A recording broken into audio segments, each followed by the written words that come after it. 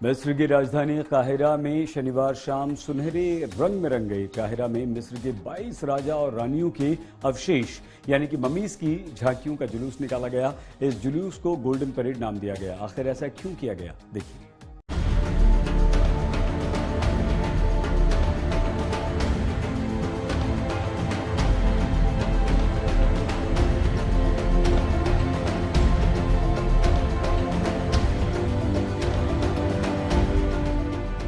मिस्र की राजधानी काहिरा में एक गोल्डन परेड निकाली गई, जिसकी अद्भुत तस्वीरें हर किसी के जेहन में इस कदर बैठ गईं कि शायद इस अनोखी झांकी को वो ताउम्र न भूल पाए।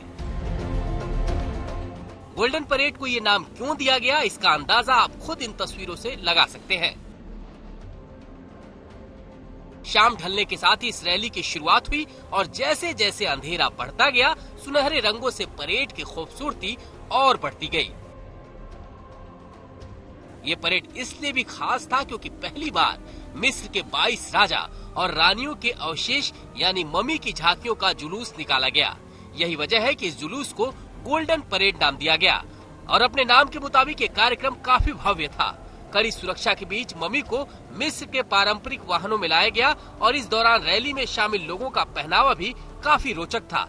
इस जुलूस को देखने के लिए लोगों की भारी भीड़ इकट्ठा हुई। इस जुलूस में 18 राजा और 4 रानियों के ममी शामिल थे। इन ममी को पहले इजिप्शियन म्यूजियम में रखा गया था। अब इन्हें मिस्र की पहली इस्लामिक राजधानी अल फुस्तत के National Museum of Egyptian Civilization में लाया गया है। मिस्र के राष्ट्रपति अब्दुल फतेह अल सीसी ने ट्विटर पर लिखा कि ये शानदार दृश्य लोगों की महानता का नया सबूत है, जो इस अनोखी सभ्यता के संरक्षक हैं। आज तक ब्यूरो।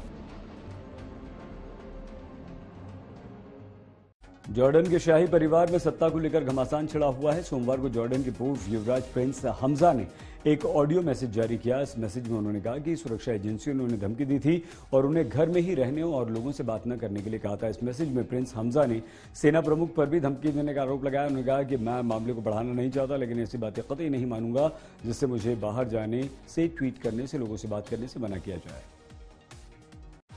सर्बिया में संक्रमण के बढ़ते मामलों और धीमे वैक्सीनेशन अभियान के बावजूद आर्थिक बदहाली को दूर करने के लिए सरकार ने प्रतिबंधों में ढील दे दी है। सोमवार से इसकी शुरुआत हो गई, लेकिन प्रतिबंधों में छूट से पहले रविवार को ही हजारों छात्र राजधानी बेलग्रेड में कोरोना को ताक पर रखकर जमकर मौज मस्ती करते हुए दिखाई दिए।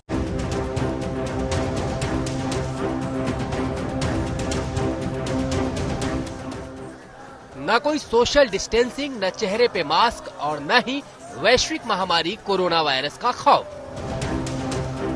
सर्बिया की राजधानी बेलग्रेड में हजारों की संख्या में छात्र बेफिक्र होकर पार्टी की मौज मस्ती में मशगूल नजर आए।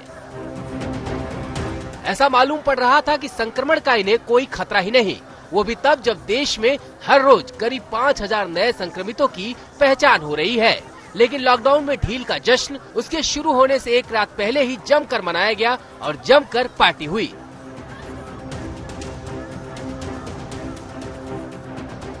सर्बियाई सरकार ने संक्रमण के बढ़ते मामलों और धीमे वैक्सीनेशन अभियान के बावजूद सोमवार से प्रतिबंधों में ढील का ऐलान कर दिया है, ताकि देश की अर्थव्यवस्था को फिर से रफ्तार दी जा सके। हालांकि अभी भी लॉकडाउन में छूट शर्तों के साथ ही दी गई है।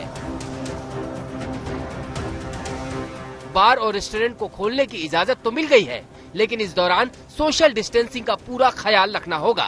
साथ ही कस्टमर की संख्या सीमित होगी और उन्हें खुले में ही बिठाने का इंतजाम करना होगा।